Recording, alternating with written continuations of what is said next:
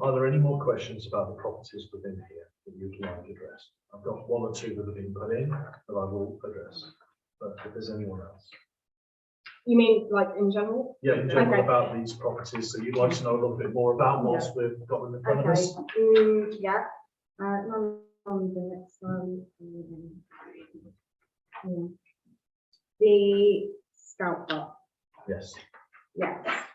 So this is, they own the first building.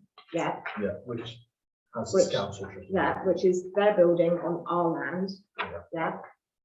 We own the concrete building next to it. Yes. And they use it. For storage, yes. Yeah. And we own the green space at the bottom that's gated off, and they also use that. Yes. Yes. Okay. That was just for confirmation. They had their tenancy agreement that obviously expired in 2016.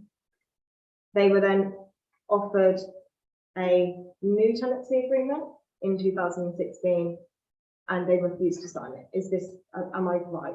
Because I looked at some GP&F minutes from way back when, and there was 5 points raised. This was November 2016. And obviously the things that were discussed was the insurance on the building, who was paying for it, whether it was, which I think again is relevant. I'm assuming is we're only paying insurance on the one building we own and they pay their own on the other. Is that right? Yes. Okay. Obviously another question that come up, because I think obviously there is a lot of public interest in this, so I will just quickly go through it, was the subletting. So in these minutes it obviously says if they sublet it, like they should agree to answer behaviour rules, bits and pieces. So it's also my understanding that we've had no income from them to date. Right. Yeah. But actually they do sublet. I know that over the years they've had Seaman World in there. I know they've done birthday parties because I've been to some. I know way back when Christ Community Church used to have it on a Friday and Saturday nights. They'd drag us in off the street out of bus shelter and stuff and give us hot chocolate and have board games out and stuff like that when I was a delinquent. So, do you mean there's a number of people? Actually, Vero used to use the Scout Hut as well as part of the nursery because I used to pick my little sister up from there sometimes. So they've actually probably, and I'm guessing they're not letting all these people use it for free.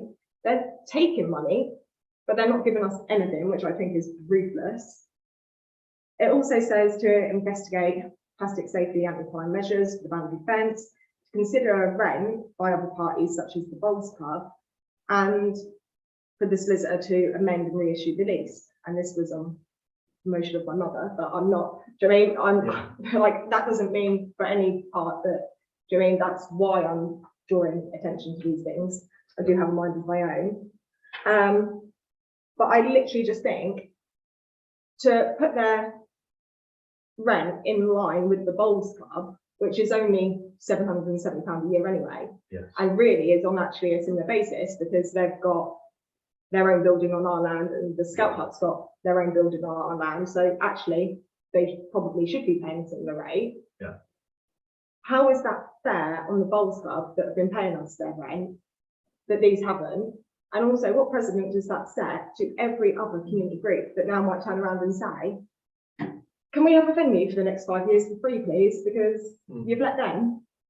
I honestly couldn't get my head around it. I think it's appalling. They're a registered charity, and you can go online and you can print their accounts off, which I've done. The Scout Association. Yeah. Yeah. And they're quite well off. In fact, they're very well off. So So there is no reason whatsoever why they shouldn't be paying rent. And at the end of the day, if they own the building and the council owns the land, then their building's worth nothing if we decide that we don't want their building on the land. You know, but they are very well off. They've had quite a considerable amount of grants from the government because of COVID. And their balance sheet is here if anyone wants to see it. It's quite nice. I'm sure. I wouldn't mind it. I'm sure over the years they've actually probably had grants from us. I literally cannot even express to you how stressed I am by. Do you know what I actually personally think we should do? The victims say, do you know what? Get out. Yeah. Took the absolute mickey.